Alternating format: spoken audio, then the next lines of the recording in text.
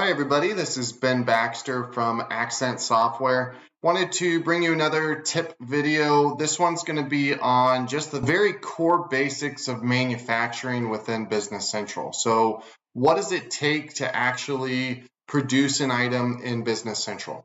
Okay, so I am in a profile designed for manufacturing. It's called the Manufacturing Manager, which gives me access to my production orders. And that's the key. The production orders is where all of the processing happens to output an item and to consume the components, consume the time if you're doing those things.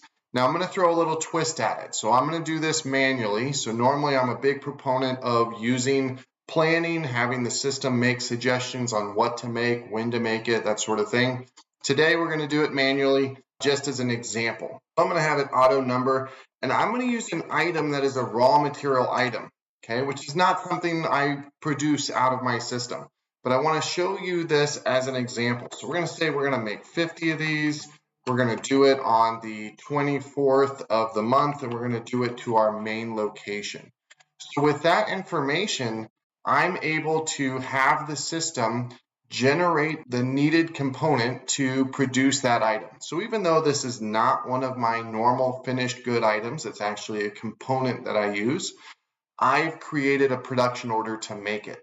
Okay, so not usual situation, but I want to show you that you can create a production order that doesn't have a bill of material defined. So it's completely blank.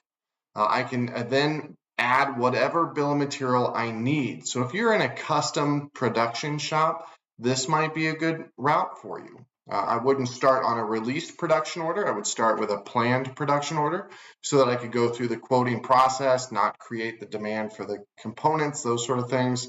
This is at least an example for you. Same thing on the routing, which normally defines my sequence of operations, how much time is required. It's blank, and that's because this is a raw material. It has no bill of material defined. I'm able to create a production order and make that. So it is not required to have a predefined BOM. It is not required to have a predefined routing. You can make those things up on the fly as you go. Okay, so that's just an example for you. We're not actually going to produce it, although I could with just that information alone. Okay, so what we're going to do is we're going to go and look at an item that I do use in production, and it's my finished good 1000, and you'll notice that it has a routing defined and it has a production bill of material defined. You can either use generic routings or generic bills of material. Most common is to have a BOM and a route that matches the item you're making. Most of the time, the sequence of events that's consistent with that specific item and not much else. Same thing with the bill of material. Certain items are needed to make a finished good. They generally don't need those same components to make a different finished good. You may use some combination of the two, but generally not the exact same one. Now, if we go and look at this, again, this is the very bare bone basics. Okay, so in this case, I have a very simple bill of material defined. Your bill of material can be very, very complex. The system handles multi-level BOMs, phantom items, very, very complex bill of material setups. Okay, this one's very simple with a very small list of components. You can link your components to the specific step in the build process. That gets into more of the advanced topics, so we're not going to go through that. Same thing on the route. I have a very simple route. It has 3 defined operations, 10, 20, 30. Certain work centers, so groups of machines that the process happens in. And then I would pick the specific machine within my machining department.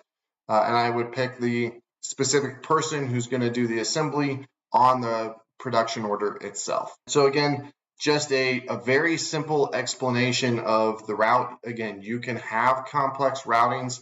We try to keep it as simple as possible, try to get whatever you're going to capture time against. And if you're not going to capture time, try to do it in terms of cost buckets. How do I want to account for the cost of the finished good item through the build process? Because all of this can be automated. If you haven't seen it, go watch my production automation video where it has a very simple BOM and route. and all you do is create and then complete the production order. Everything else is automated within it. There's a lot of functionality you can add to it. Try to keep it as simple as possible. Work with your partner, work with us, reach out to us if you want to have a discussion on how you're tracking the information. Does it make the most sense? Are you best utilizing your environment? That's what we do. At Accent Software, we're a specialist within applying the software to manufacturing businesses. So if that's what you do, by all means, reach out to us. We'll have our email and phone number at the end of this video. So with that, that's kind of the core basics of manufacturing within Business Central. There's a lot more to it in terms of getting into BOM versioning, into routing versions, ways to automate the production planning process, including your component purchases and requisitions. There's a lot to it. So start very simple and then build as you go. Work with a strong partner on it. We hope if you have a need that you'll reach out. We'd love to talk to you about it and just see if we're a good fit for you. With that, have fun with the system, play in a sandbox, and start playing with the manufacturing environment. Check out the next videos, and we'll see you soon.